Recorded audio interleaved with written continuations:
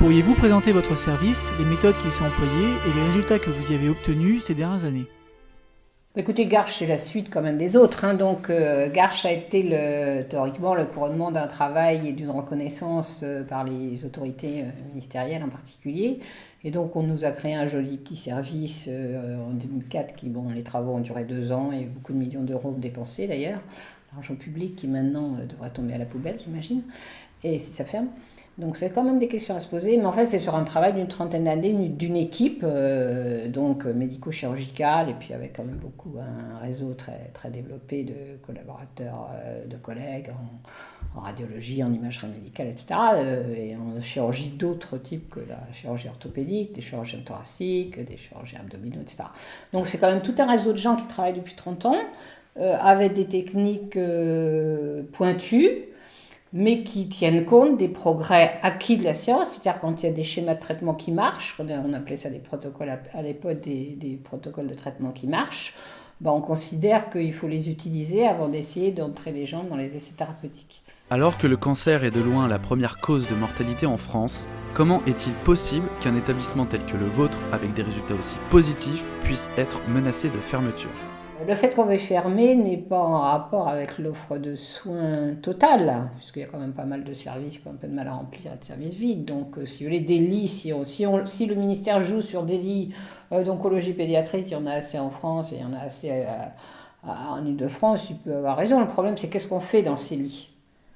Et si effectivement, des lits où il y a une offre de soins indépendante, créatrice, individualisée, où on donne aux patients et aux parents, en l'occurrence, le choix des traitements qu'on va leur faire, c'est-à-dire en disant, voilà, il y a des traitements pour la maladie dont souffre votre enfant, il y a des traitements publiés qui donnent tel ou tel résultat. Alors, selon, évidemment, les maladies, ça ne va pas être pareil. Il y a des maladies où on va guérir des gosses à 20%, puis d'autres à 90%. Mais en tout cas, pour les maladies où on sait guérir depuis 30 ans à 90%, il faut, le consommateur éclairé doit comprendre cette notion absolue qu'il y a des traitements qui sont publiés, qui marchent depuis 30 ans. Donc effectivement, si on les met dans ces schémas de traitement-là, on ne va pas demander d'avis au comité de protection des personnes comme si c'était un essai. Et puis à côté de ça, il y a les essais thérapeutiques dans lesquels le groupe qui a la main sur l'oncologie pédiatrique en France en ce moment, qui est le groupe la Société française des cancers de l'enfant, qui est une société dite savante. Vous savez, les médecins, les chefs de service, ils se réunissent ensemble, ils créent une société, puis après on dit une société savante, puis alors comme on dit qu'elle c'était savante, c'est elle qui impose au ministère ses choix thérapeutiques. Donc cette société a à peu près le monopole dans notre existence sur l'oncologie pédiatrique en France. Ceux qui ne pensent pas comme elle, ils se taisent parce que sinon ils subissent les mêmes avatars que les nôtres. Donc il y a quand même des gens qui ne pensent pas comme ça, mais c'est pas évident de résister seul dans son coin si vous êtes oncopédiatre d'un service où on a décidé qu'il fallait inclure le maximum d'enfants dans les essais thérapeutiques. Donc l'offre de soins en nombre de lits, elle est suffisante. L'offre de soins en qualité, au sens différence de qualité, comme on peut avoir un pull en laine ou un pull en coton, elle n'est pas forte.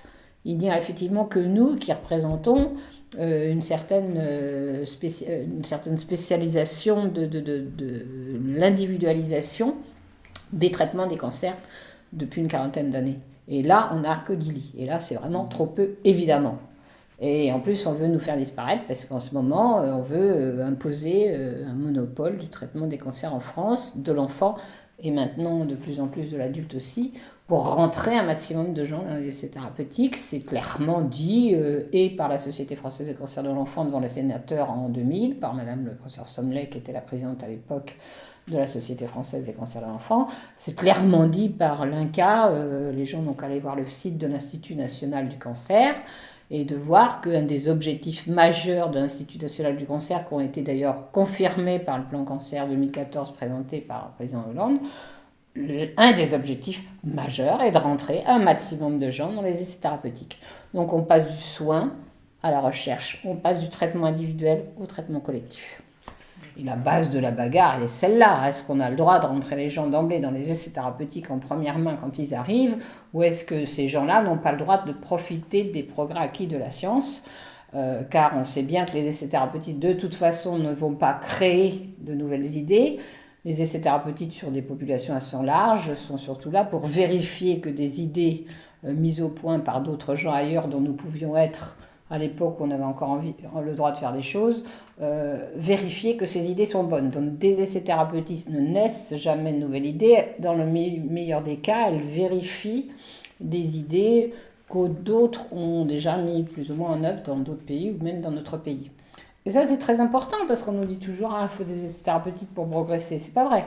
Les progrès ne viennent pas des essais, ils sont là pour vérifier les idées des autres. J'ajouterais quelque chose tout de même. Si on veut supprimer ce service dans les hautes sphères, c'est parce qu'il faut casser le thermomètre. Il est très mauvais d'avoir un thermomètre différent du thermomètre officiel.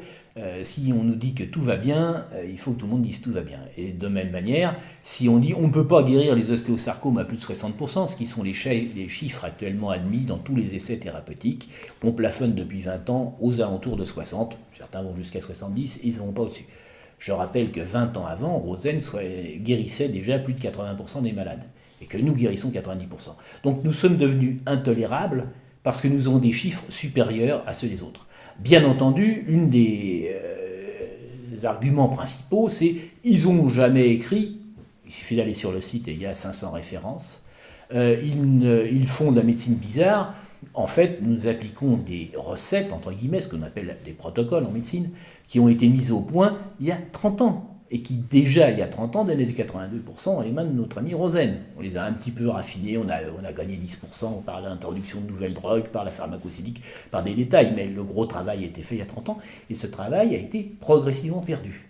Et alors, quand on veut nous dire que les essais apportent des progrès, il suffit de regarder l'ostéosarcome.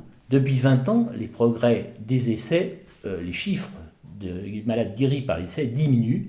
Ils n'augmentent pas, ils diminuent, à tel point qu'ils ne publient plus leurs essais. Nous avons par exemple un essai austro-allemand qui s'appelle le COS 96, qui n'a jamais été publié alors qu'il était commencé à 96. Alors on sait qu'il a donné de mauvais résultats parce que dans l'essai qui a suivi, les Allemands ayant constaté leur échec, ne l'ayant pas publié, ont décidé d'aller plus loin, puisqu'ils n'ont pas marché, il faut faire plus gros. Donc ils ont fait un essai qui associe les Européens et les Américains, qui s'appelle le RAMOS. Le RAMOS a été ouvert en 2001, commencé à inclure ces malades, et nous sommes maintenant en 2014, aucun résultat n'est publié, alors qu'on sait que plus de 2000 malades ont été inclus dans cet essai. C'est eux qui le disent, parce qu'on sait exactement combien de malades sont inclus, mais ils refusent toujours de donner résultat. Toujours sur les inclusions. Ouais. Alors, ils sont contents, ils ont inclus un tel. Un rapport de la Cour des comptes sur la médecine disait que si l'objectif d'un essai est de créer des connaissances pour la science, il est essentiel de publier. Tout le monde est d'accord. Donc on ne peut pas comprendre autrement que par des intérêts qui ne sont pas scientifiques le fait de refuser de publier ces résultats, qu'ils soient bons ou mauvais. Il est aussi important de publier les mauvais résultats, peut-être même plus important de publier les mauvais résultats que les bons résultats. Nous-mêmes, nous avons participé à des essais européens. J'étais un des membres fondateurs de l'intergroupe européen pour l'ostéosarcome dans les années 1982. Et lorsque nous avons inclus des malades entre 82 et 84, nous avons été un peu catastrophés des résultats que nous avons en appartenance de ce groupe. Et lorsqu'on a essayé d'arrêter l'essai qui donnait 40% de survie, donc je suis allé, on avait des réunions tous les 3 mois dans l'intergroupe européen, tantôt à Bruxelles, tantôt à Londres, tantôt à Paris. Et lorsque je dis je suis inquiet, mes malades vont mal, on m'a dit non, on m'a fait comprendre que je devais mal les traiter. Et alors j'ai dit mais que donnent les autres centres, puisqu'il y avait déjà une centaine de malades incorporés. Il n'est pas question qu'on évalue sur les autres centres les résultats, parce qu'on serait susceptible d'être obligé de fermer l'essai. Donc les promoteurs d'essais privilégient l'essai sur les malades. Et cela est tout à fait contraire à la Convention d'Helsinki, aux droits fondamentaux des personnes. Et donc, le fait de vouloir fermer le service, c'est pour casser le thermomètre. Il ne faut pas qu'on puisse dire qu'on peut faire mieux que les essais. Il faut faire croire à la population que les essais sont le guérison future. Il faut rajouter quand même que l'essai dont on est sorti en 84... Nous l'avons publié. Bien sûr, on l'a publié, ça a donné 40% de guérison. Dans le bulletin des cancers 86, donc bien sûr, on avait publié, avec beaucoup de mal d'ailleurs, parce que les collègues ne voulaient pas qu'on le publie.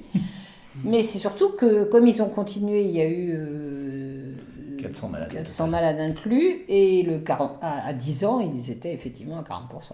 C'est-à-dire qu'ils ont continué à inclure des malades dans ce protocole dont on a ce schéma de traitement, essai thérapeutique en l'occurrence, dont on avait dit qu'il était mauvais. Et effectivement, ils ont confirmé ce qu'on avait vu, nous, sur une vingtaine de patients, ils l'ont confirmé sur 400. Il n'y avait pas de raison que ça soit différent. On faisait très attention à la façon dont on appliquait les recettes préposées. Donc, il a développé toutes ces inventions. À l'extérieur, en ville, on pouvait encore, et j'imagine que les jeunes chirurgiens peuvent de moins en moins, puisqu'il faut des tas d'autorisations, etc. Donc je pense que ce qui était déjà clair à l'hôpital public il y a une trentaine d'années est devenu malheureusement la même chose en France. C'est-à-dire que l'innovation vraie en France, on en parle toute la journée, mais la possibilité d'inventer et de créer est manifestement bloquée et limitée à quelques petits organismes très bureaucrates qui empêchent les gens en réalité de créer vraiment, parce qu'il faut créer dans un domaine particulier qui est bien vu. Par exemple, en ce moment, c'est le tout génétique, mais voilà. Alors tous les gens qui ont des idées ailleurs, ils n'ont pas d'argent dans les laboratoires pour faire autre chose. C'est qu'effectivement, déjà en France, il y a 30 ans, puisque c'est en 1986, on n'avait pas le droit d'inventer si on était français. J'ai vécu ça au moment où j'ai dit que ce n'était pas nécessaire d'amputer les enfants pour les traiter de leur cancer des os. Et lorsque j'ai été convoqué devant le Conseil de l'Ordre, puisqu'il y a une plainte d'un professeur de Lyonnais qui estimait que, bien entendu, l'amputation était le meilleur traitement, j'ai présenté mes travaux qui simplement faisaient la somme de ce qui était en pointe au monde à cette époque. Et là, ce que m'ont rétorqué les gens qui investissaient à l'affaire, enfin qui s'intéressaient, qui devaient plus tard préparer le travail pour les juges, c'était qui d'autre l'a dit. Ils ne mettaient pas en jeu ma bonne foi. Vous êtes de bonne foi, c'est évident. L'air de dire vous êtes un doux charlatan, vous y croyez. Vous êtes de bonne foi, mais vous êtes un charlatan. Et j'ai été sauvé uniquement parce qu'aux États-Unis est sorti un audit qui avait d'ailleurs eu lieu 2 ans avant sous l'égide du ministère de la Santé américaine et qui disait exactement ce que j'avais dit. Alors de charlatan, je suis passé à précurseur. Mais ça a prouvé une chose, ce qu'on m'a demandé, c'est qui d'autre l'a dit avant vous. Ce qui veut bien prouver qu'on n'avait pas le droit en France d'inventer quelque chose. Quelles conséquences entraîne le refus des protocoles officiels? Quel type de pression subissez-vous, vous et vos courageux confrères? Il faut d'abord dire que ce qu'ils appellent protocole, c'est quand même un trucage politique. Ouais. Parce que tout le monde fait des protocoles. Vous avez bien un protocole pour faire, je sais pas, une recette de cuisine que vous préférez, etc. Protocole, c'est un schéma. Petit A, petit B, petit C, vous mettez l'huile et puis après vous mettez le persil, etc. C'est un fil conducteur. Donc on a toujours appelé protocole dans les hôpitaux, les traitements, sauf quand les gens ils disaient tiens, ce malade arrive, on va mettre ça. Mais non, c'est pas comme ça. Il y a toujours un protocole de traitement pour un patient dans un service par rapport à telle maladie. Après, on s'écarte plus ou moins justement du schéma de traitement pour l'adapter à l'individu qu'on a à traiter. Et alors, pour essayer de camoufler cette idée d'essai thérapeutique systématique, comme quoi ils ont quand même à peu près notion, c'est peut-être pas forcément bien, et qu'en tout cas les patients vont pas aimer ça d'être le cobaye, eh bien maintenant ils disent plus, vous pouvez interroger tous les gens, ah oui j'ai eu un protocole standard, oui mais enfin quand vous regardez le consentement qu'on leur fait quand même signer, parce que quand même depuis la loi 2002 Kouchner et puis la loi Huriet, etc., ils font signer des papiers, pas toujours clairs, mais enfin ils les font signer, et souvent il est marqué protocole d'essai thérapeutique. Mais de toute façon, s'ils font signer, oui, non, mais c'est un vrai drame, parce qu'effectivement, il y a quand même beaucoup de gens qui se font avoir et qui ne s'en aperçoivent qu'après. On est vraiment dans le langage d'inversion, en fait. Ah oui, ben, carrément. Totalement. Je crois qu'en politique, c'est une habitude. Hein, mais... Voilà, d'ailleurs, c'est ça, on ne lutte pas contre le chômage, on fait pas des plans de licenciement, mais on fait des plans sociaux, c'est ça. Oui, les pressions sont très directes. Alors, pour la chirurgie, l'INCa, l'Institut national du cancer, a décidé qu'on avait le droit de traiter les cancers que si on en opérait un certain nombre par an. Et alors, ce n'est pas le chirurgien qui doit opérer le nombre de cancers par an, c'est l'institution, autrement dit la clinique. Alors, c'est-à-dire, parce que l'argument... L'hôpital public, c'est pareil. Hein. L'organisme. Or, on pourrait peut-être imaginer que pour un chirurgien donné, plus il opère d'une maladie précise, il est performant. Alors, les études sur le sujet, les études scientifiques sérieuses faites aux États-Unis là-dessus, sont très discordantes. C'est vrai dans ce qu'on appelle la phase d'apprentissage. Quand il y a une nouvelle technique, celui qui en fait plus les fait mieux que les autres. Quand la technique est rentrée dans les mœurs, quand on l'a apprise, le nombre ne joue plus beaucoup. C'est ce que les Français savent, quand on sait faire du vélo, on sait toute la vie. Et bien pour la chirurgie, c'est pareil. Quand vous possédez une technique, vous n'avez pas besoin d'en faire forcément beaucoup. Par contre, au début, pour apprendre, il faut en avoir fait beaucoup. Cela est vrai. Donc déjà l'argument pour un chirurgien est discutable, et d'ailleurs discuté. Et par contre, le fait de faire un nombre par institut est totalement stupide. Parce que dans un même institut, si vous avez 20 chirurgiens qui chacun font une maladie, ils auront le droit de l'opérer. Si à côté, vous avez dans une clinique un seul chirurgien qui en fait 18, lui, il n'aura pas le droit d'opérer parce qu'il y en aura moins de 20. C'est donc parfaitement scandaleux. Et ceci a été fait par les gens des centres anticancéreux pour leur intérêt, pour bloquer. Alors, ça a des conséquences très directes pour les malades. Il ne faut pas croire, ce n'est pas une bagarre seulement de chiffres et d'instituts. Un moyen très très simple, c'était les cancers de la prostate. Les cancers de la prostate, il fallait en faire 20 par lieu pour avoir le droit de continuer à en faire. Croyez-vous, qu'est-ce qu'il arrive? On a créé des réunions multidisciplinaires et on se réunit. Et là, si vous êtes en octobre, que le directeur de la clinique voit qu'on est 3 chirurgiens urologues seulement, et donc ils sont arrivés à 18 cancers de la prostate opérés dans l'année, que croyez-vous qu'il va arriver au pauvre malade qui a un cancer de la prostate tout petit, qu'il faudrait certainement pas opérer, qui serait vraiment un candidat parfait pour la radiothérapie? Que croyez-vous qu'il va lui arriver? Il faut sauver l'autorisation de la clinique pour continuer à faire les cancers. Donc il sera opéré, même si ce n'était pas son intérêt personnel. Donc ces histoires de quorum sont totalement scandaleuses. Mais comme l'État se défausse de ses missions, donne le droit régalien de décider d'une réelle loi, puisque c'est l'obligation de le faire, à des instituts privés, tels que l'INCa, des agences telles que l'INCa, telles que la Haute Autorité de Santé, qui décident, telles que l'Agence Régionale de Santé, qui décide que tel établissement doit fermer, tel établissement doit rester ouvert, tel établissement a le droit d'opérer les enfants, et il n'a plus le droit dès le lendemain. Bon, c'est vraiment le pouvoir total sur les étudiants. Alors, donc nous subissons des pressions très simples, ils sont directs, vous n'en opérez pas assez, vous êtes supprimé. Alors pour les sarcomes qui sont mon domaine, ils n'ont pas fait des chiffres, parce que tous les centres des copains de ce que j'appellerais le groupe de pression de l'oncologie pédiatrique, ils seraient en dessous des chiffres. Donc on n'allait surtout pas donner les chiffres. Donc on n'a pas fait des chiffres, mais on a dit qu'il faut qu'ils soient discutés dans des centres régionaux. Et les centres régionaux, bien entendu, notre équipe, qui est celle qui a peut-être le plus traité de sarcome des os de manière conservatrice depuis 30 ans, en tout cas sur les chiffres publiés, nous sommes en tête, n'est bien entendu pas considéré comme un centre régional. Il n'est pas question que nos opinions puissent avoir un quelconque intérêt et que nos réunions puissent avoir un quelconque intérêt. Donc, nous sommes en dehors de la loi puisque nous ne passons pas nos sarcomes dans les centres régionaux où là, moi je vois les malades. On n'est pas invité d'ailleurs. On n'est pas invité. On a demandé plusieurs fois de faire partie des réseaux. On n'a jamais. On veut surtout pas que nous participions à ces réunions parce que nous serions effectivement. L'année dernière, j'ai vu un peu moins d'une dizaine de malades qui avaient été dans des grands centres et pour lesquels on avait expliqué qu'il n'y avait que l'amputation de possible, que personne au monde ne pouvait faire autrement. Et ils ont réussi à avoir mon adresse, ils sont venus me voir, ils ont gardé leurs jambes grâce à ça. Je suis à la retraite par le biais des assurances. Je ne sais pas si les assurances ont été télécommandées par nos amis, ce serait la théorie du complot, mais c'est à la limite possible, c'est tout à fait possible. Donc je suis à la retraite et ma clinique actuellement me demande absolument de justifier les malades que j'ai opérés l'année dernière, que je donne les comptes rendus des réunions multidisciplinaires. On avait dit qu'il fallait qu'ils soient amputés. Il fallait qu'ils soient amputés. C'est pour vous donner. Et alors ça c'est une science directe. Si la clinique ne fournit pas cela, elle va perdre son autorisation de traiter les cancers. Donc on vous empêche d'opérer. On n'a pas besoin avant.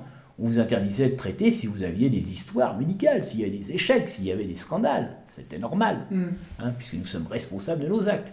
Mais là, ce n'est pas ça. Nous ne sommes plus du tout responsables maintenant. C'est une instance de bureaucrates qui ne connaissent rien, certainement pas mon domaine de sarcome des os, qui va décider si ma clinique a le droit de continuer l'activité. Or, bien entendu, que va faire un directeur qui est menacé? Il vire la personne qui risque de menacer son business. C'est normal. Donc les pressions sont colossales. C'est pas une pression, c'est on vous interdit de présenter. Alors ceci, là, on a un autre exemple qui ne me concerne pas directement. Cette année, on nous demande notre avis de Tunisie pour une gamine qui a une tumeur de la paroi thoracique. C'était une maladie très sérieuse avec un poumon complètement occupé par la tumeur. On leur dit quelle est la chimiothérapie que nous ferions à Paris. Ils font la même là-bas, ils ont le même résultat, ça diminue bien, mais il faut l'opérer. Cette gamine, on lui dit de venir à Paris pour l'opérer. Et nous avons un chirurgien qui est tout à fait capable d'opérer et qui avait d'ailleurs dans le passé opéré beaucoup d'enfants. Et nous le confions à ce chirurgien. Ce chirurgien dit, mais je ne peux plus opérer. Parce que l'Agence régionale de santé a décidé que je n'avais plus le droit d'opérer en dessous de 13 ans. Mon établissement n'a pas le droit. Alors on a cherché un autre, il a dit, envoyez donc à l'Institut Montsouris.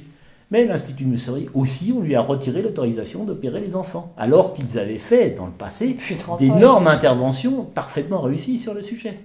Et il n'y avait qu'un seul établissement sur Paris qui pouvait opérer les enfants. Un établissement qui est très proche de Gustave Roussy. Mais en l'occurrence, ils ont accepté. Mais ils ont accepté d'opérer cet enfant comme on le voulait, et ils l'ont très bien opéré. Grâce à ça, cet enfant a été sauvé. Alors, Madame de Lépine, vous souhaiteriez rajouter quelque chose sur la question des pressions, ou est-ce qu'on n'a pas trop entendu? Bon, sur la question des pressions, effectivement, c'est même plus des pressions, quoi. C'est une organisation bureaucratique totalitaire qui empêche les gens de travailler comme ils le souhaitent, puisque vous n'aurez le droit de continuer à travailler dans le domaine dans lequel vous travaillez si vous appliquez les recettes qui sont fournies par le haut de la hiérarchie, l'Institut national du cancer, la Haute Autorité de santé, et surtout validées par l'ARS. Parce qu'à la limite, l'INCa et la HAS donnent des orientations, des recommandations.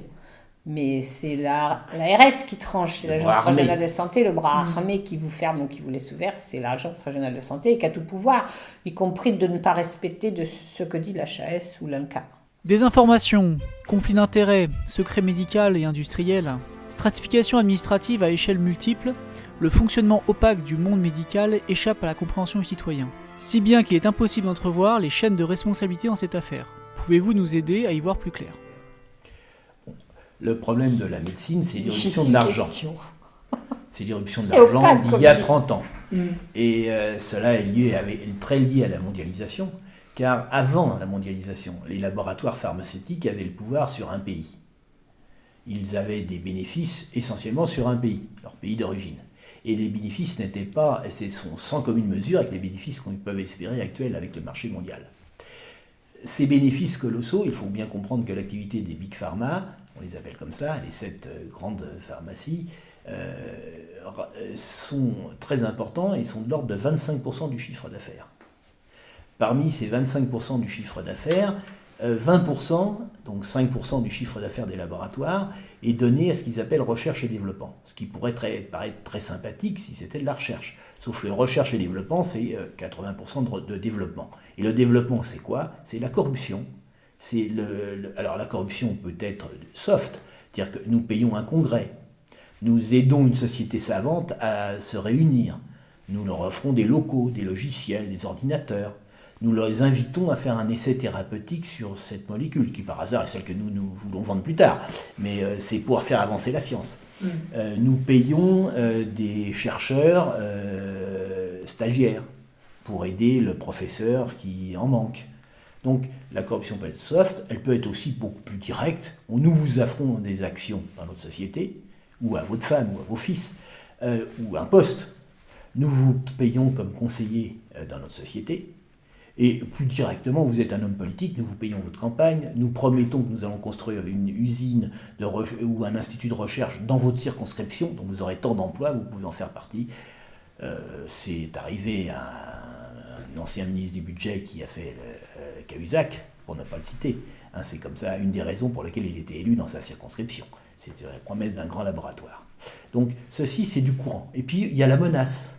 Vous, médecin, vous dites que notre produit n'est pas bon, parce que vous avez trouvé des complications, vous avez dû vous tromper, retirez votre article, si vous ne faites pas, nous allons vous traîner en justice. Et c'est fait régulièrement. Donc beaucoup prescrire a été traîné en justice par des laboratoires qui n'étaient pas contents de ce qu'ils disaient. Et puis on a le plus direct, vous êtes un homme politique, nous voulons absolument que vous fassiez passer cette loi, vous touchez tant, tenez la valise. Ça c'est très direct. Et puis il y a la sécurité. C'est-à-dire, plutôt que ça, on va vous faire un contrat. Vous allez devenir un conseiller de notre laboratoire et vous toucherez quelques centaines de milliers de dollars, ou d'euros, puisque nous sommes en France, si vous nous aidez là-dedans. Oui, souvent c'est par les paradis fiscaux, donc c'est souvent en dollars, effectivement, à l'extérieur. Donc la corruption est complète. Et alors, ce qui est dramatique, c'est que, également depuis la mondialisation, ça va ensemble, le mélange du public et de l'État. Jadis, un fonctionnaire était intègre, il n'avait une seule mission qui était de défendre l'intérêt commun. Il n'avait pas le droit de faire des ménages en ville. Il n'avait pas le droit d'animer des réunions à droite, à gauche. Et les flics qui peignaient les appartements étaient mal vus. Ils risquaient même des sanctions disciplinaires. C'était comme cela. Depuis qu'on a dit qu'il fallait absolument mêler le public et le privé, que c'était la rançon du progrès, tous les barrages ont sauté. Donc vous avez au ministère des gens qui sont payés par les laboratoires. Ils sont payés, ce n'est pas par intérêt. On les paie parce que ce sont des grands spécialistes de tel ou tel domaine. Aussi bien à l'INCa qu'à la Haute Autorité de Santé, que dans toutes les agences qui ont été créées, les spécialistes ont 2 casquettes ou 3 casquettes. Donc d'un côté, ils défendent l'intérêt général dans leur agence ou dans le ministère, et de l'autre côté, ils conseillent les laboratoires. Alors, il faut savoir que pour certains professeurs d'université, c'est dans un rapport de la Cour des comptes sur les ressources que touchent les médecins, certains professeurs d'université touchent 20 fois plus que leur salaire des laboratoires. Croyez-vous que leur enseignement puisse être honnête ? Si c'est un professeur, il déforme un peu ses étudiants. C'est peut-être pas directement dramatique. Quand c'est un responsable du ministère chargé de voir si le garde d'asile est utile ou pas, ça a été montré dans le Canard enchaîné qu'il y a des liens d'intérêt très directs avec le directeur qui était chargé du dossier et son gendre qui était tout simplement le directeur pour l'Europe du laboratoire fabriquant le vaccin. Ça a été dit 2 fois et le Canard enchaîné a même interrogé le ministère. On a dit oui, c'est vrai, mais cette personne n'était pas la responsable du dossier, elle a donné son avis et rien n'est paru anormal au ministère que ce lien d'intérêt qui était direct et tout de même tout à fait important n'ait été omis. Car ce qui tue actuellement, c'est l'absence totale de transparence. L'ancien président Sarkozy avait été soumis à des pressions importantes du public pour apporter de la transparence. Et avant de partir, il a fait voter... Non, Mediator, il y a d'autres choses quand même. Plein de choses. En médecine, c'était le Mediator, mais il y avait aussi sur d'autres dossiers, disons qu'on avait reproché les conflits d'intérêts. Donc lui qui disait ignorer les conflits d'intérêts au début de son mandat, à la fin avait remarqué que ça existait. Il avait même demandé un rapport que vous pourrez consulter, qui est sur Internet, sur les conflits d'intérêts en général, et comment y remédier. Et à partir de ce rapport, il a fait une loi qu'il a préparée, qui a été votée par l'ensemble du Parlement, de la gauche et de la droite. Et ils ont voté cette loi contre les conflits d'intérêts. Mais bien entendu... Décembre 2011, loi Bertrand. Bien entendu, cette loi n'a pas eu de texte d'application. Parce que les lois gênantes, il ne faut surtout pas les appliquer. Donc il n'y avait pas à appliquer. Et puis certaines personnes qui ont certainement de mauvais esprit se battaient au ministère de la Santé en particulier, et avec tous les accidents des médicaments quand même, cette loi a paru nécessaire, il fallait calmer le jeu. Et donc notre ministre a promulgué les décrets d'application. Malheureusement, les décrets d'application ont été écrits par les laboratoires. Et cela peut être consulté sur le site Formandep, où ils étaient là, ils étaient invités aussi, ils ont quitté la réunion tellement ils étaient scandalisés. Le Conseil de l'ordre des médecins, qui habituellement est assez proche des gouvernements quels qu'ils soient, s'en est même ému en disant c'est quand même anormal que la transparence n'ait pas lieu sur les choses importantes. Alors pourquoi les décrets d'application prévoient que tout repas ou toute offre d'un stylo à un médecin doit être déclaré, mais par contre, les contrats commerciaux, c'est-à-dire que si je vous prends comme conseiller, je vous donne 300 000 € par an, ça c'est commercial, donc ça ne doit pas être déclaré. Alors comment voulez-vous avoir confiance aux experts qui défendent l'intérêt général si ces gens-là sont payés par les labos qui vendent des médicaments ? C'est le Sunshine Act à la française qui a été donc complètement vidé de son sens par le ministère de la Santé actuel. Le problème est-il global ou local ? Oh, il n'existe pas localement. C'est un problème global, évidemment, puisque nous avons essentiellement des patients qui viennent de partout en France, qui viennent éventuellement de l'étranger d'ailleurs. Donc c'est pas au niveau de Raymond Poincaré que le problème se pose. Plutôt régional par rapport à national. National. Alors européen peut-être, mais ça, la théorie du complot, il faut doucement, j'en sais rien. Mais en tout cas national, c'est clair. Si vous voulez, c'est une société française qui a le monopole sur le traitement des cancers de l'enfant, qui veut le garder, qui veut surtout pas qu'il y ait une parole différente.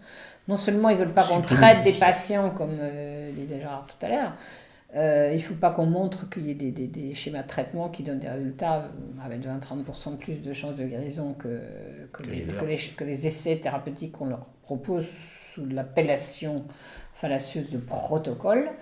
C'est particulièrement fallacieux parce qu'en plus on leur dit, c'est là où l'Europe intervient peut-être, on leur dit ah oui, tout le monde fait pareil en France. Donc, première réponse à votre question. Et puis tout le monde fait pareil en Europe, comme si c'était rassurant. Tout le monde porte du tati. Moi, je ne sais pas si je pouvais avoir des belles robes de haute couture, j'aimerais bien de temps en temps. Voilà, donc vraiment l'argument tout le monde fait pareil, est-ce que ça peut rassurer quelque part des patients? Mais enfin, en tout cas, ça répond complètement à votre question. C'est un problème national, au moins si ce n'est européen, puisqu'effectivement, il y a la mise en place bien induite par la France et la Société française des cancers de l'enfant qui a quand même la main mise sur la SIOP, qui est la Société internationale d'oncologie pédiatrique, et qui essaie d'imposer son pouvoir. Et effectivement, ces protocoles d'essais thérapeutiques pour l'ensemble de l'Europe. Puisqu'ils veulent beaucoup de patients, parce que plus vous rentrez de patients, plus vous touchez les sous. Plus en tout cas l'organisation qui est à l'origine touche des sous, absolument. Depuis l'annonce de la fermeture de votre service, vous avez, avec l'aide de l'association Améthyste, lancé une pétition à destination des professionnels de santé. Celle-ci appelle à une mission parlementaire en faveur de la liberté des choix thérapeutiques. Parallèlement, l'écœurement face à cette situation fut tel que Karine Curtet, la présidente d'Améthyste, a également déposé une plainte entre les mains de la Commission européenne afin que celle-ci saisisse la Cour de justice des communautés européennes d'une action contre la France. Où en sont ces différentes démarches ? Comment va évoluer la mobilisation dans les mois à venir ? D'abord, première partie de phrase, vous avez dit l'annonce de la fermeture. Moi, je n'ai pas d'annonce de la fermeture. Je dois vous dire que je suis médecin de ce service, théoriquement responsable, plus ou moins chef de service. Je n'ai aucune information officielle sur la fermeture de ce service, ni écrite, ni orale. Et quand je demande des informations, maintenant on me répond, mais il y a le communiqué de presse. Je trouve ça absolument extraordinaire. Suite à la manifestation du 20 mai, avec d'ailleurs 7 cartes de CRS qui ont beaucoup frappé les familles. Ils n'ont pas compris pourquoi Madame la ministre était si inquiète de la présence de maman éplorée, qui avait surtout beaucoup de larmes, plus que des matraques. Mais bon. Donc je le dis quand même, les patients étaient très très choqués. Très choqués qu'on reçoive des familles au ministère de la Santé, enfin une manifestation de famille, parce que c'était prévu comme une manifestation de famille, avec tant de CRS. Alors je dois dire, les CRS ont été charmants, et du coup il y a un dialogue qui s'est instauré, et donc je pense qu'il y a beaucoup, je pense qu'on a quelques signatures de plus. Mais bon, oui, parce que ils sont toujours les gens qui approchent, de toute façon, toute personne qui approche le combat de près ne peut pas supporter cette idée. Donc ça ne marche que par le silence qui est fait sur ce combat. De toute façon, les gens, depuis 30 ans, quand ils viennent dans le service, etc., ils découvrent et disent « mais on ne pense pas que c'est possible ». Et dès qu'on a... les présidents d'Améthyste ont quand même un petit peu changé, sauf qu'il y en a une d'ailleurs qui était décédée et tout, mais à chaque fois, ils disent, quand on raconte le combat comme président d'Améthyste, une fois qu'on l'a intégré, on nous dit « mais c'est pas possible, vous trompez, c'est pas possible ». Voilà. Donc c'est vrai que c'est un combat qui est tout à fait extraordinaire, parce qu'il n'est pas pensable. Mon frère, quand même, il me connaît depuis assez longtemps, hein. Il dit toujours ton combat n'est pas audible parce qu'il n'est pas crédible. On ne peut pas imaginer quand on va voir un médecin, et particulièrement pour un petit enfant cancéreux, le médecin qui soit en face de vous donne pas les maximums de possibilités pour le guérir. Non, parce que les médecins, ce sont des hommes comme les autres, ils ont été formatés comme les autres, ils sont devenus robots. Alors, conscient ou pas conscient de l'être, auto-censuré ou pas, au bout de quelques années, on s'auto-censure, on ne peut pas se flinguer tous les matins. Donc, il y en a qui se flinguent. Je le dis toujours, quand même, il y a 2 fois et demi plus de suicides chez les médecins que dans la population générale. Alors, je ne sais pas la population de suicides chez les cancérologues, ça serait très intéressant de regarder.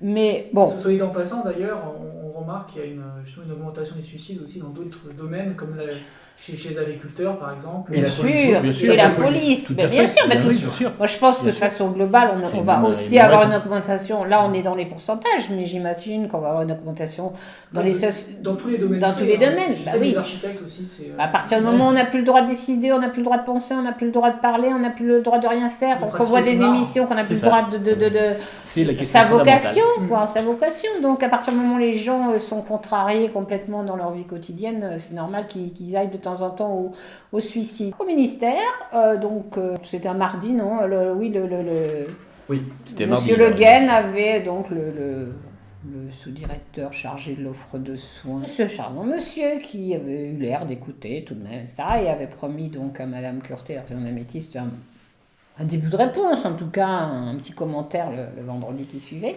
Donc 3 jours après, elle a téléphoné plusieurs fois pour essayer de la voir, se faisant un petit peu remballer par la secrétaire, mais bon, l'assistant, il n'y avait plus de secrétaire non plus. Et donc finalement, elle a fini par l'avoir en fin d'après-midi, il était à Strasbourg, donc probablement il n'avait pas passé toute la journée à travailler là-dessus. Donc moi, je lui ai envoyé des documents le mercredi soir tard, je veux dire, je n'ai pas fait le mardi soir, j'ai fait que le mercredi soir. Donc en gros, il a eu que le jeudi pour les regarder, je ne suis pas sûr qu'il les ait regardés. Donc il a répondu, on peut lui demander d'ailleurs, c'est intéressant, s'il veut bien. Il a répondu à Madame Curté que finalement il avait vérifié 2-3 détails, dont, là j'ai pas digéré, dont en particulier moi j'avais dit que c'était pas passé au CHSCT, que c'était pas passé en CTLE. On s'est pas passé, pointe à la ligne. Et dont les éléments que Mme de Lépine avait donnés qui étaient un peu faux, je confirme que ce n'est pas passé en CHSCT. D'ailleurs, ils avaient donné cette information suite à la manifestation. Le Parisien a fait un petit article, le Parisien Hauts-de-Seine, Jérôme Bernatas, je vais le nommer parce qu'il a bien travaillé.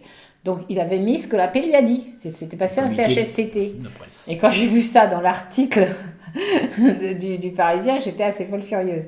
Donc j'ai envoyé ça au syndicat qui, dans l'immédiat, dans les heures, suivi m'ont envoyé un mail en disant non, je vous confirme, c'est absolument pas passé au CHSCT. Ils en ont parlé le 17 mai. De toute façon, c'est après. De toute façon, c'est toujours après. Parce qu'ils ont commencé le 29 avril suite à la plainte en délaissement. Donc tout le reste, c'est après. Et de toute façon, ils sont pas dans les clous. Mais même là, les syndicats ont refusé de voter parce qu'ils étaient absolument contre que cet ordre du jour ait été imposé, pas donné avant, pas établi avec la secrétaire du CHSCT, enfin, pas fait dans les formes. Pas fait dans les règles. Et donc, Jérôme Bernatas, je lui ai dit, s'il vous plaît, faites un correctif. Alors, je me disais, c'est pas évident, parce que mettre 3 lignes, est-ce qu'on va les voir ? Et il a été quand même très sympa, parce qu'il a remis un correctif, il a refait un papier la semaine suivante, là, avant-hier, je sais pas, en remettant la pétition Sauvons les enfants de l'unité d'oncologie pédiatrique qui a été lancée par les People. Nikos, Laurent Baffy, Bigard, il y a Bruno Volkovitch aussi, il y a Astrid Veillon, enfin voilà, il y a d'autres que j'oublie et qui me pardonnent. Et tous ces gens-là ont lancé une pétition avec le papa du petit Théo, qui sera sur les antennes dans pas longtemps sur Affaire 3, donc on peut peut-être en parler. Et Philippe Croison qui a lancé la pétition et qui a recruté, si vous voulez, les people pour lancer cette pétition. Philippe Croison, c'est le monsieur qui a accidenté, qui est des 4 membres et qui a traversé à la nage la Manche, etc. Donc ce monsieur connaît bien la famille de Théo. Et ils ont lancé ensemble cette pétition qui est quand même à aujourd'hui 36 000 ou quelque chose de signatures, alors qu'ils l'ont lancé il y a longtemps, 15 avril, quelque chose comme ça. Et donc, Jérôme Bernatas a profité pour relancer cette pétition, en tout cas en faire part aux lecteurs sur le Parisien. Et là, il a mis que, en fait, l'information qui lui avait été donnée par l'AP, alors j'aime ça aussi, l'AP, c'est qui l'AP ? Il y a 96 000 personnes à l'AP. Alors, qui donne les fausses informations ? Je ne vais pas accuser toute l'AP non plus, moi. Donc, cette information était erronée et que les instances n'avaient pas été consultées. Je trouvais que c'est bien. Un journaliste courageux. Comme d'habitude, il botte en touche en disant l'agence régionale de santé décidera. Non, en gros, il botte, même plus simplement que ça. Il botte en touche en disant on a vérifié les informations, tout est dans le tuyau, ils ont suivi toutes les tout est bien. Non, c'est vrai. Ils suivent toutes les procédures institutionnelles, donc il n'y a aucun souci, sauf que c'est absolument faux. Donc évidemment, en tribunal administratif, on gagnera partout, sauf que c'est 5 ans après, donc sauf c'est pas... Non, mais sauf que... Non, mais on pourrait démontrer que les procédures institutionnelles n'ont pas été faites, c'est vrai. qu'il y a des lits d'entrave, etc. Donc voilà. Mais en gros, ils ont dit ils ont dit ça, et c'était oral.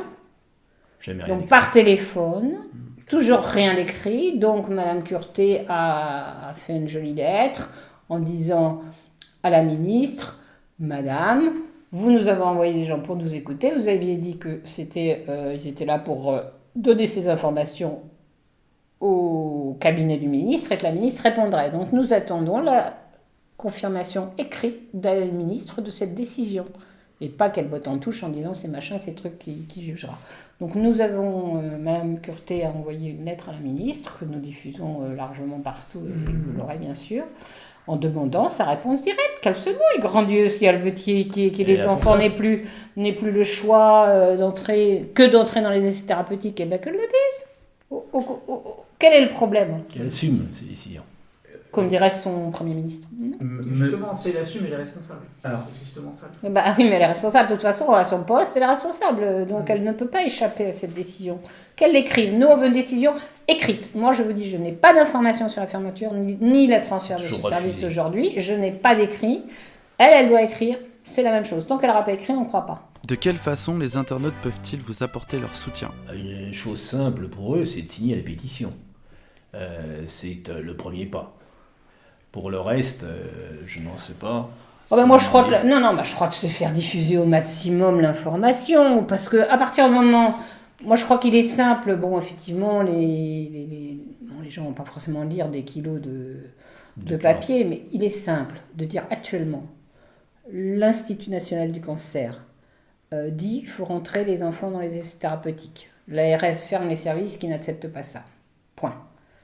Le rapport Vernant 2013, qui a servi à l'établissement du plan cancer 2014, a dit il y a eu en 2008 1100 enfants entrés dans les essais thérapeutiques, 1100 essais thérapeutiques en tout cas, et c'est bien, on a augmenté. En 2012, il y en a eu 2120, soit 1,25 essais par enfant. On fait déjà plus d'un essai par enfant. Et il y a 1700 nouveaux cancers de l'enfant par an. Donc il y a 1700 enfants atteints de cancer et il y a 2120 essais qui ont été faits. Alors sur ces enfants, et peut-être de ceux de l'année d'avant, mais peu importe, il y a 2120 inclusions dans les essais en 2012 et le plan cancer prévoit cette augmentation. Donc il faut absolument que chaque citoyen fasse ce qu'on lui a demandé. Nous avons écrit cette lettre simple d'une page à tous les sénateurs, à tous les députés, à tous les candidats aux européennes, à toutes les autorités morales, à tous les journalistes, enfin à tous ceux dont on a trouvé l'adresse, à toutes les personnalités connues. On a repris par exemple toutes les premières dames. Voilà, donc on a envoyé tout ça. Personne ne pourra dire qu'ils ne sont pas au courant. Et ceux qui ne sont pas au courant, je demande et je supplie les internautes d'informer leur maire, leurs conseillers municipaux, leurs femmes, leurs enfants. Non, mais tous les gens qui ont un minimum de pouvoir, en tout cas de pouvoir d'information des autres, et de faire la chaîne. Parce qu'à partir du moment où tout le monde le saura, là, bon, nous, on a créé à tout. Les autorités morales, par exemple, on a essayé les autorités morales, c'est pas si simple. Donc, on a fait les évêques, les rabbins, le pape, les bouddhistes. Oui, mais voilà. ça touche aux droits fondamentaux de l'être humain. Vénérable, alors j'ai appris comment on disait vénérable, etc. Bon, voilà. On a écrit à tous ces gens-là, mais on a écrit qu'en haut. Moi, j'ai pas pu faire tous les curés du coin, ni l'imam du coin. Je veux dire, l'imam du coin, je cherche son adresse, parce que l'imam de Drancy est quelqu'un de très bien et très connu. Mais c'est pas simple de trouver ces adresses-là. Donc, les internautes, eux, ils sont à Roubaix, à Tourcoing, à, je sais pas moi, à Pau, ou... Voilà, il faut qu'ils aillent voir, personnellement, les gens qui connaissent, les médecins qui connaissent aussi. Il faut qu'ils s'emparent du combat en disant, mais c'est pas possible. Voilà ce que raconte la présidente de l'association Amétis. Qu'est-ce que vous en pensez ? Moi, je crois que c'est l'information. On pêche par l'information et par la désinformation. En page d'accueil de votre blog, et afin d'illustrer la gravité de la situation, vous dénoncez la régression significative du nombre de guérisons de cancer des os en France depuis les 20 dernières années, impliquant un retour à l'amputation. Il semblerait pourtant que la recherche ait progressé sur ces questions. Se dégage donc l'impression d'un obscurantisme scientifique qui serait en train de s'abattre sur notre pays, nous interdisant l'accès au progrès. Alors, selon vous, nous a-t-on volé le progrès ? On a certainement ralenti le progrès par l'organisation bureaucratique des choses. Toutes les découvertes fondamentales, celles qui ont fait des percées, je pense à la Terre est ronde et elle tourne autour du Soleil. C'était une percée de l'époque. L'homme des sangs du singe, c'était aussi une percée à l'époque. la pénicilline, toutes ces découvertes ont toujours été l'œuvre de gens isolés qui remarquaient un phénomène et qui, en analysant spontanément le phénomène, la découvraient. Et ils se sont toujours heurtés à l'establishment. Parce que toute vérité nouvelle est potentiellement dangereuse et risque de modifier les équilibres d'une société. Et actuellement, nous avons en France, et globalement en Occident, et c'est peut-être une des raisons de la crise, un blocage par les institutions. Les institutions veulent prendre le pouvoir, le long par la bureaucratie, et donc on ne peut faire que ce qui est décidé en haut lieu.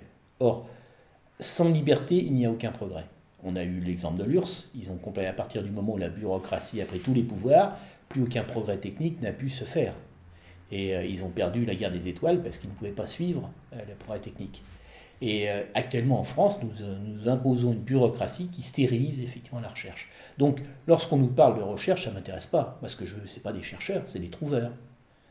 Or, je dois parler d'un jour, on était reçu à l'Élysée avec madame, à cause d'elle certainement, et on se trouve... un pince-fesse pour tout le monde. Un pince-fesse pour tout le monde, oui. Bon, c'était pas directement. Et bon, moi j'étais là parce que c'était notre président, et donc on était polis. Et devant nous, il y a deux jeunes bien mis, plus jeunes que nous, de moins de 15 ans, qui sont là, et le président va voir chacun un tour de rôle. Et on les voit devant nous, là, qui dit Monsieur le Président, c'est formidable ce que vous avez fait grâce au plan cancer. Chirac, c'était Chirac en 2003, quoi, à peu près, ouais. Au moment du premier plan cancer. Et grâce à ça, on va trouver, vous allez voir, on va guérir, parce que dans les objectifs du premier plan cancer, c'était d'améliorer de 20% les guérisons des cancers en France. Depuis, on n'ose plus parler de chiffres, bien entendu, on n'en parle pas. Vous verrez, toutes les évaluations des plans cancer, c'est on a rempli nos objectifs, on fait davantage de mammographie, on augmente la qualité des examens, mais les guérisons, on n'entend jamais parler. Alors, Chirac. Jamais. Alors, il commence à passer de la pommade à Chirac. Bon. Et puis Chirac, qui avait du bon sens paysan du centre de la France, leur dit, mais moi ce qui m'embête, c'est quand même, quand est-ce qu'on aura un prix Nobel en médecine? Et là, nos deux jeunes bien mis se mettent à lui repasser une deuxième couche de pommade en disant, mais c'est parce qu'on n'avait pas eu un président comme vous qui nous donnait les moyens, vous allez voir avec tout ce que vous donnez. Alors là, moi, c'était trop. Je voulais être poli, mais je ne pouvais pas. Et puis je coupe, j'interromps la discussion, je dis, non, monsieur le président, nous n'aurons pas de prix Nobel. Alors là, froid dans l'assistance. Là, je le vois qui réfléchit, il a bien mis 7 ou 8 secondes. Vous voyez les neurones qui bougeaient. Il dit, expliquez-moi. Alors, je lui dis, mais monsieur le président, c'est simple. Le prix Nobel, c'est pour des découvertes fondamentales. En médecine, nous ne faisons jamais de découvertes fondamentales, nous améliorons un peu nos traitements. Si vous voulez trouver un prix Nobel, il faut le donner aux facultés de sciences, où là, ils sont loin des malades, eux, ils travaillent sur des choses fondamentales, mais jamais un médecin ne pourra trouver quelque chose justifiant un prix Nobel. Et là, la réponse est celle qui détermine tout le reste, et qui malheureusement est notre drame, c'est... Vous avez raison, m'a-t-il répondu, vous avez répondu, mais il faut bien comprendre que le rôle d'un politique, c'est de lever de l'argent. Grâce à mon impôt sur les cigarettes, j'aurai autant d'argent qu'on veut pour lutter contre le cancer. Et après, c'est la communauté scientifique qui décide de ce qu'on fait de cet argent. Je dis bien, monsieur le président, nous n'aurons toujours pas de prix Nobel. Il veut dire que nous n'avons toujours pas de prix Nobel et nous n'aurons pas tant qu'on donnera de l'argent sans voir ce qu'on fait. Ce que je lui ai dit après, c'est quand j'ai construit ma maison, on libère les crédits en fonction de ce qui est construit. Lorsque les fondations sont faites, on donne 20%. Le premier étage, 30% de plus. Et la couverture, les 20% restants. Mais pas de l'argent sans regarder ce qui se fait. Or, nos politiques donnent de l'argent, ils ne regardent jamais ce qu'ils font, ou éventuellement ils demandent un rapport aux gens qui ont touché l'argent pour savoir ce qu'ils ont fait. Est-ce que c'est vraiment objectif? Madame Delipier, est-ce qu'on nous a volé le progrès? Oh, le progrès, on ne le vole jamais, mais il ne se fait plus chez nous.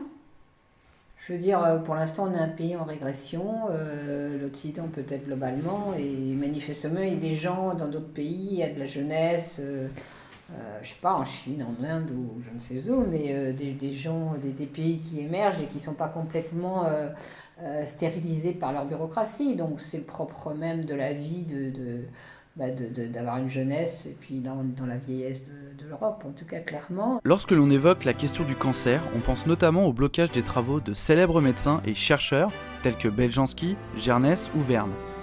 Selon vous, si une telle obstruction à la recherche et à la mise en œuvre de thérapies efficaces n'existait plus, le cancer serait-il toujours un problème pour notre civilisation? Je pense que le cancer sera toujours un problème pour toutes les civilisations tant que l'homme vivra.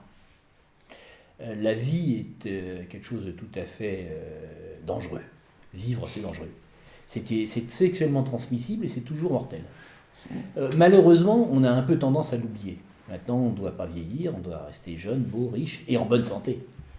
C'est une aberration. Donc, le combat contre le cancer est le vieux combat de la cuirasse contre l'épée. À chaque fois qu'on a une épée plus pointue, la cuirasse est devenue plus épaisse. Et le combat est éternel. Le cancer, ce n'est pas une anomalie accidentelle. Certaines cellules ont envie de vivre leur propre vie indépendamment de l'organisme. Et donc je pense que plus on réussira à éliminer, et plus il y en aura un nouveau qui sortira. C'est la vie en général. Lorsque vous avez un organisme, le cancer, c'est des cellules vivantes. Le vivant, ça magnifique, c'est qu'il sait s'adapter. Nous sommes le résultat de l'adaptation. Donc le cancer s'adapte à tout ce qu'on lui inventera. Et donc il existera de nouvelles formes de cancer. Rassurez-vous, il y aura de quoi travailler pour nos suivants sans problème. Même si on arrive à guérir ceux qu'on connaît actuellement, il y aura de nouveaux cancers. Est-il global ou local ? Le problème ne serait-il pas... Non. Le problème est-il à la fois local ou global ? Je pense que ce sont les mêmes que ceux de la finance et de l'ENA. Choisissez, avant on disait 200 familles, je pense que ça s'est réduit à 100 parce qu'ils se sont croisés entre eux. Donc vous avez 100 familles en France qui décident de ce qui est bien pour le peuple et qui se distribuent les cartes car il faut qu'ils se répartissent également entre la droite et la gauche pour bien tout museler. Lorsqu'ils se découvrent un cancer, les gens qui vous persécutent s'appliquent-ils à eux-mêmes les protocoles qu'ils imposent à la population ? Ou viennent-ils vous consulter ? Ouais, je peux déjà répondre sur une chose logique, c'est quand on fait de la mauvaise médecine un jour ou l'autre, on a beaucoup de mal à faire de la bonne.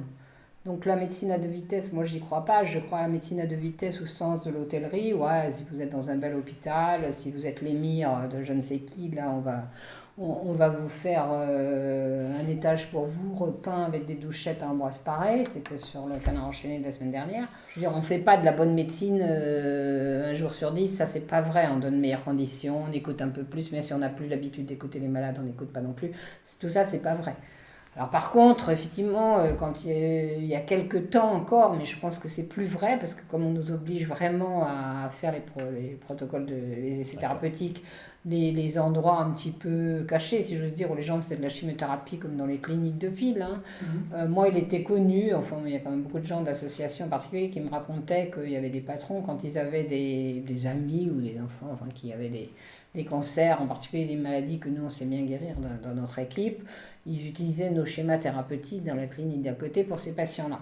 Mais honnêtement, je crois que c'est même plus possible parce que d'abord, les médecins ne savent plus le faire. Si vous formatez les médecins à ne pas savoir adapter, ils ne savent plus adapter. Même si on leur dit, tu sais, ces petits cousins de machin, bon, ils vont être gentils, ils vont aller le voir, ils vont lui apporter un petit gâteau. Mais sur la qualité de la médecine, s'ils sont formatés, ils ont appris la médecine industrielle.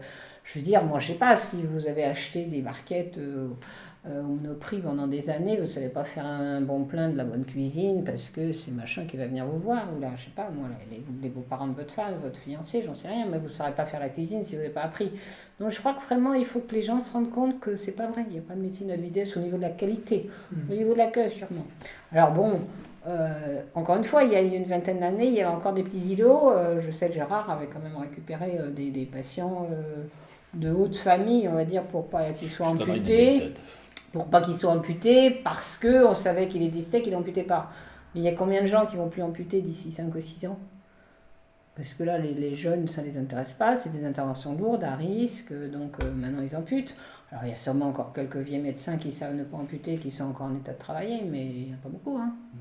On va vers donc on va vers la standardisation totale, l'amputation quand elle est dit, quand la chirurgie conservatrice est difficile. Bon, ils ont quand même un petit peu appris à faire pas difficile, mais quand c'est difficile. Donc il y a une régression, je pense, mais limitée à notre petite France, hein, faut pas. Voilà, hein, je veux dire les 3 tests de vue, elle a l'air. J'ai dit tout à l'heure, c'était une maladie de la vieille Europe, mais je crois que c'est encore plus une maladie de la vieille France.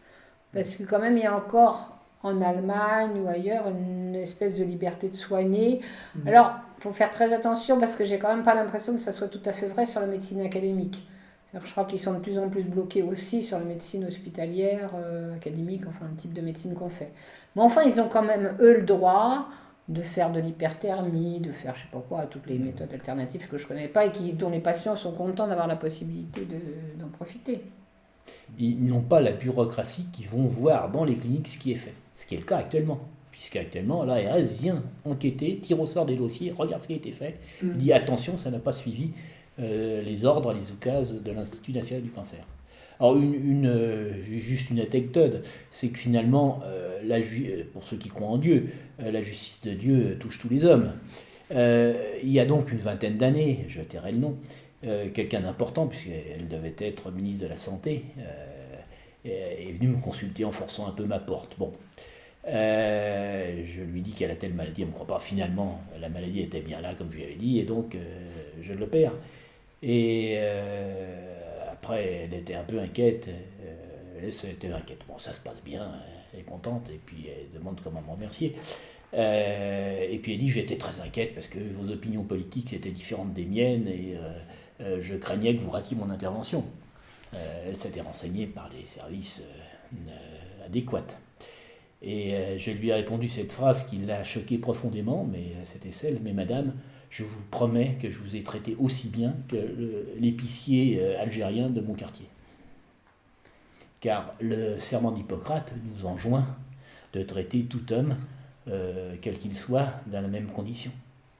Donc, ces gens-là seront traités aussi bien que les épiciers du quartier, puisque les médecins ne seront plus traités autrement. Et aussi mal. Et aussi mal. Aussi bien ou aussi mal. C'est l'égalité qu'ils veulent tant chercher, alors. Mais c'est l'égalité cédée par le bas. Hein. Alors, il est sûr aussi que Mitterrand n'a pas été traité par les standards de l'époque de l'Institut du cancer, s'il existait. Ce qui est drôle, c'est que Beljanski a été protégé jusqu'à la mort de Mitterrand, et l'année d'après, il a envoyé le GIGN. Bon, ce qui ne donne pas non plus d'informations sur la qualité scientifique ou pas d'ailleurs. Hein. Mais enfin, sur le fait que ça les inquiétait, c'est sûr. Et justement, est-ce que justement, donc cette possibilité de se soigner avec les produits Beljanski, elle existe encore aujourd'hui? Oui. Oui, à l'étranger, à l'américain. Une personne qui a de l'argent et qui a les réseaux, est-ce qu'elle ne peut pas justement quitter la France, aller dans une clinique privée située... Ah oui, on peut toujours quitter la France, ça pose aucun problème. Mais il faut avoir le portefeuille bien gardé. Il faut des valises de dollars. Toute notre question, nous a-t-on volé le progrès? C'est que le progrès, oui, mais pour qui? Ah bah c'est sûr Non, mais d'abord, est-ce que c'est un progrès? Je veux dire, c'est pas une démonstration non plus, parce que ça est devenu un marché. Moi, j'ai un grand respect, j'imagine, je veux dire, je ne sais pas vraiment, mais j'imagine que Beljanski, c'était vraiment une tête. Et qu'il a sûrement eu des inventions importantes. Après, maintenant, c'est devenu aussi un marché dont je ne sais pas... les gens qui lui succèdent, malheureusement, comme il a été carrément... exclu du système, qu'on a brûlé tous ces dossiers, toutes ces archives. Donc pour moi, ça tente à prouver qu'il y avait quelque chose. Mais bon, après, c'est difficile et on ne peut pas non plus le mettre à toutes les sauces en disant si on donnait du Beljanski à tout le monde, on va guérir tout le monde. Selon les articles 168 et 169 du traité de Lisbonne, la Commission européenne dispose d'un pouvoir de décision en matière de santé publique et de protection des consommateurs. Or, dans le texte mis en ligne avec la pétition et après ce que vous venez de nous expliquer, vous évoquez le pouvoir démesuré et autoritaire des agences régionales de santé, ARS, dont les directeurs ont, je cite, « tout pouvoir autocratique de fermer des établissements et des activités sans recours réel et de licencier des médecins insoumis aux diktats représentant l'inquisition moderne. » Avez-vous conscience que la politique de régionalisation dont émane l'ARS est l'œuvre de la Commission européenne et des forces à l'origine de la création de l'Union européenne? L'un de vos confrères allemands, le docteur Ratz, communique d'ailleurs énormément sur le sujet. Je n'ai pas conscience. Je n'ai pas conscience. Je ne suis pas absolument certaine. Non, je pense réellement que c'est une bureaucratie française. Le plan cancer, c'est Chirac. C'était avant que la Commission européenne se mêle de santé. C'est 98. Qui était quand même un domaine réservé des États. La santé était un domaine réservé des États pendant très longtemps au niveau européen. Ça a peut-être évolué maintenant.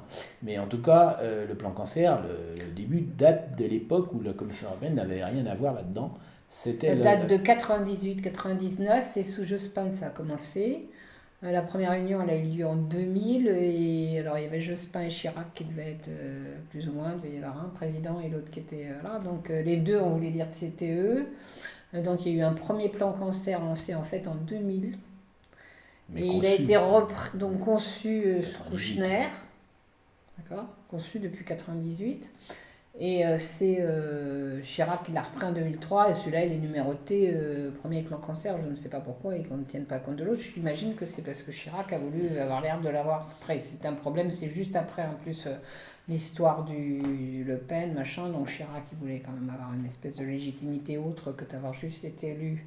Bon, c'est une explication à moi, mais je n'en sais rien.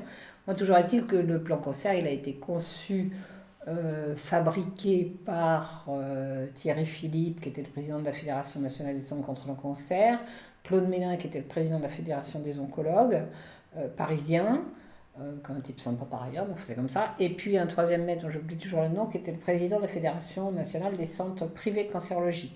Donc ces trois mecs-là, ils se réunissaient depuis 93 jusqu'à peu près 98, au moment où ils ont mis les premières ébauches écrites du plan cancer. Ils se réunissaient au cercle ou je ne sais où, là, dans les cafés à la sortie de la gare de Lyon, puis il y en a qui venaient de province, et ils ont conçu cette espèce de plan autocratique qui au départ, comme toujours, il y a des fois des bonnes pensées.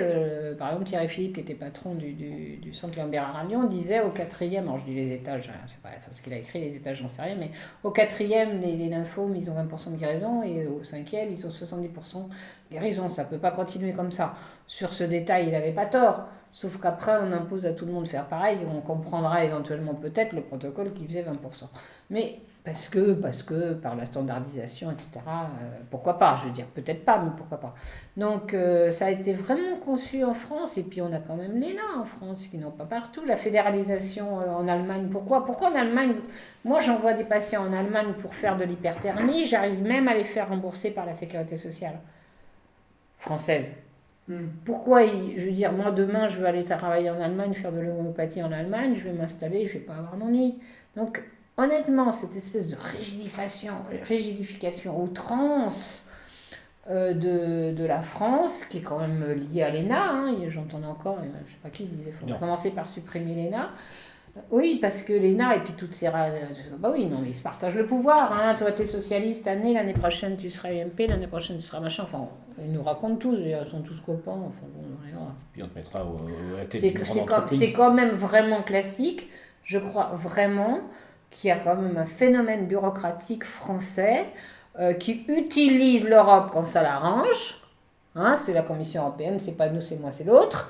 Et puis quand elle veut faire autrement que la Commission européenne a dit, elle fait autrement. Je suis désolée, pour l'instant, la directive sur les essais thérapeutiques 2013 sur les essais thérapeutiques rappelle que l'intérêt collectif ne doit jamais passer avant l'intérêt individuel du patient. Donc on est complètement en faute avec le plan cancer quand on met un seul schéma, un protocole d'essai thérapeutique, un seul protocole, comme ils disent, pour une maladie donnée. On est en faute, ce monopole ne correspond pas ne serait-ce que à l'organisation du commerce en Europe et même dans les États-Unis. Donc je veux dire... C'est pas un problème qui est spécifiquement européen, je crois que c'est quand même d'abord un problème français. Je pense que c'est d'ailleurs pour ça que nous on espère que la plainte à l'Europe, donc que je ne détaillerai pas ici, mais contre les dérives éthiques faites par une patiente déposée il y a 1 an maintenant et qui a été acceptée par l'Europe, c'est-à-dire qu'elle est instruite, ils n'ont pas, mais je veux dire, elle n'a pas été mise à la poubelle, elle est en train d'être instruite, et je sais même qu'ils ont demandé des explications au ministère de la Santé français, qui évidemment, comme d'habitude, ne répondent pas. Mais je veux dire, donc, si vous voulez, en matière de santé, bien sûr que l'Europe a ses grands inconvénients, mais je ne suis pas sûre que ça explique tout ce qui se passe en France en ce moment, bien au contraire. C'est pas forcément la grande fautive. Non. D'accord. Non, je crois que ce serait... Enfin, en tout cas, bon, je connais peut-être pas assez les têtes, hein, mais en tout cas, j'ai des exemples extrêmement concrets où manifestement, on est pire qu'ailleurs en Europe. Ça, c'est clair. La radio libre en son temps et Internet aujourd'hui ont permis une véritable libération de l'information sur ces sujets. A-t-elle porté ses fruits en provoquant une prise de conscience chez les professionnels et les étudiants ? La relève est-elle assurée ? Non, je crois que malheureusement, mais actuellement l'influence d'Internet est quand même encore relativement faible, parce qu'on touche, moi je vois bien les vidéos qu'on fait, ça va faire 2000 écoutent, enfin je sais pas, peut-être plus avec vous, mais même admettons qu'on mette 100 000, bah oui, mais quand ils ouvrent la télé et qu'ils voient la désinformation, même s'ils ne la regardent pas souvent, c'est 3, 4, 5 millions de gens. Donc, si vous voulez, je crois que la désinformation, pour l'instant, est quand même beaucoup plus efficace que l'information. Je pense que la relève, malheureusement, n'est pas vraiment assurée pour l'instant, que si Internet apporte beaucoup de progrès, beaucoup d'informations, il y a quand même une information qui est très diluée et puis de qualité différente, et puis qu'il y a aussi la possibilité d'intoxiquer les gens sur Internet. C'est-à-dire qu'on voit bien, quand on fait un petit article, une petite tribune quelque part, on voit que dans les 2 premières réponses, les 2 premiers commentaires, en général, sont systématiquement mis ou par l'industrie pharmaceutique ou par des gens qui pensent le contraire, sous forme de commentaires qui a l'air à peu près gentils, mais comme ils sont homogènes et sont pas très bons d'ailleurs pour la communication, la contre-communication sont pas très très bons, mais bon, on voit bien que c'est évidemment, ça peut être pollué aussi par les gens qui veulent gagner de l'argent, je veux dire. Bon, quand on voit, par exemple, que la chimiothérapie, on parlait de ça tout à l'heure, la chimiothérapie est démolie par des monceaux de gens, alors que quand même, en 1985, on guérissait 50% des cancers de l'adulte et 80% des cancers de l'enfant grâce à la chimiothérapie, à la radiothérapie, à la chirurgie. Faut arrêter de dire que c'est pas vrai. Alors évidemment, si on leur donne plus, ça ne va plus être vrai. Mais pourquoi ils font ça? C'est pas pour protéger le pauvre patient cancéreux, c'est parce qu'il faut bien arriver à faire admettre aux patients que c'est formidable, les innovations qui coûtent des milliers d'euros. Je veux dire, on va vous remplacer un traitement qui marchait sur 80% des enfants ou sur 50% des adultes qui coûtait peut-être 500 euros, on va dire, par mois, par un espèce de médicament qui est encore en essai thérapeutique, mais remboursé par la sécurité sociale. Mais qui est miraculeux. Miraculeux, et qui coûte 6 000, 10 000 euros par mois. C'est pas supportable. Et ça, c'est quand même une espèce d'intoxication sur Internet. Moi, je vois bien, tout le temps, j'ai ces questions-là, mais la chimio, ça sert à rien, etc. C'est pas vrai. Je veux dire, je suis désolée, j'ai pas de bénéfice dans la chimio, j'ai pas de bénéfice sur quoi que ce soit. Ça sauve des vies. Je suppose que c'est miraculeux. C'est vrai qu'on perd les cheveux, qu'on a mal à l'estomac, etc. Mais ça sauve des vies. Il faut arrêter. Et il n'y a rien à la place pour l'instant. Et les fameuses molécules innovantes, elles sont non seulement extrêmement chères, mais elles sont aussi quand même dangereuses. Les gens, ça ne guérit pas les cancers. Des fois, ça les stabilise, c'est vrai. Mais sitôt qu'ils les arrêtent, ça reflambe. D'ailleurs, on vous parle de plus en plus de cancers foudroyants. Vous avez entendu ça. Et d'ailleurs, justement, sur Internet, tout à l'heure, on parlait justement de ces fameuses méthodes alternatives qui sont, qui se répandent sur Internet à base de... on parlait de tout ce qu'on veut et on n'arrive pas à savoir la réalité. Donc c'est quand même difficile pour l'instant l'information sur Internet, y compris quand on est professionnel de santé, y compris quand même quand on fait 40 ans qu'on est là-dedans. Moi, souvent, on me demande qu'est-ce que vous en pensez, et souvent je dis je ne sais pas. Alors, est-ce qu'on pourra avoir des successeurs? Dans la mesure où la bureaucratie impose son pouvoir absolu, nous ne pouvons pas avoir de successeurs, parce que si nous avons des successeurs, ils seront éliminés. Ils n'ont plus le droit de travailler. Donc le problème de la liberté se pose au premier chef.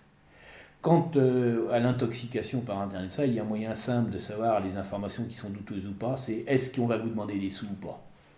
À partir du moment où on vous propose une thérapeutique miracle et qu'elle est coûteuse, méfiez-vous beaucoup, il y a de grandes chances que ce soit les vieux remèdes du Far West, ça n'a pas changé. Ces fameuses molécules innovantes qui coûtent 2 milliards d'euros par an à notre sécurité sociale, alors que ce ne sont pas des traitements mais des essais thérapeutiques, ce qui n'est pas la mission de la sécurité sociale, qu'ils arrivent à vendre cela 150 fois le prix de l'or au gramme. 150 fois. Ils ont vraiment créé la mine d'or. La pierre philosophale. Voilà. Transformer le baratin en or. Et une dernière question, est-ce que vous avez des conseils à prodiguer à vos confrères qui souhaitent rentrer en résistance? Oh bah oui, il faut bien vivre dans la vie avec ses convictions et ne pas avoir peur de la hiérarchie, peur de tout ce qui peut arriver. Je crois que plus on a fait le serment d'Hippocrate, il y en a beaucoup qui ont une vocation. Quand même, on voit bien sur Internet, dans les sites de médecins, il y a quand même beaucoup de gens qui ont une vocation, qui suivent qui suivent leur instinct sans avoir peur, et puis bon, ils vont résister. S'ils ont un contrôle de sécu de plus et qu'ils se disputent avec le médecin conseil, c'est pas très grave. Je crois qu'il faut qu'ils relativisent aussi le fait de s'opposer à la hiérarchie. Bon, bien sûr, s'ils sont à l'hôpital, ils seront peut-être pas professeurs, ils seront que titulaires, et puis éventuellement ils auront à s'installer en ville. Mais s'ils font bien leur métier en fonction de leurs convictions, s'ils travaillent dans la littérature et pas en fonction des recommandations imposées, etc., ils seront tellement mieux dans leur peau qu'ils vivront une vie beaucoup plus agréable. Il ne faut pas qu'ils aient peur, surtout qu'ils n'aient pas peur. Oui, j'ajouterais qu'effectivement, on a quand même réussi à travailler jusqu'à chacun d'entre nous, jusqu'à un âge avancé, dirons-nous. Absolument, et puis en étant heureux. Et en étant heureux. Et lorsque je vois nos amis qui étaient dans la même génération, promotion, qui étaient parfois un petit peu derrière nous, au point de vue note, qui ont tous été nommés professeurs, lorsqu'on les croisait dans les cours des hôpitaux, c'était des vieilles pommes ridées. Ils courbaient la tête spontanément. Ils étaient professeurs, mais véritablement, leur visage reflétait toute la tristesse du monde. Et oui, parce que quand on se les lèche les bottes toute l'année, on est malheureux. Et on a des courbatures. Et on a des courbatures. Et c'est vrai qu'il y a des professeurs de faculté. Mon patron, malheureusement disparu, avait écrit une jolie pièce de théâtre là-dessus, dont je vous ai peut-être déjà raconté, où il racontait comment des vieux patrons à la retraite et tout de 80-85 ans concouraient encore pour être nommés à l'Académie de médecine et avoir un tabouret à l'Académie de médecine, parce que c'était un peu comme à la cour de Louis XIV, apparemment, il y a les tabourets, les chaises, enfin il y a les grades aussi. Et à 80-85 ans, ils étaient encore en train de concourir. Comment voulez-vous vivre décontracté? Donc vivez bien, faites votre vocation. Et vous serez heureux. Non. Et il faut toujours se battre, car les seuls combats qu'on perd à coup sûr, c'est ceux qu'on ne livre pas. Et après, on supporte toute sa vie le fait d'avoir été vaincu. Oui, il ne faut surtout pas se laisser faire, parce que sinon on se flingue.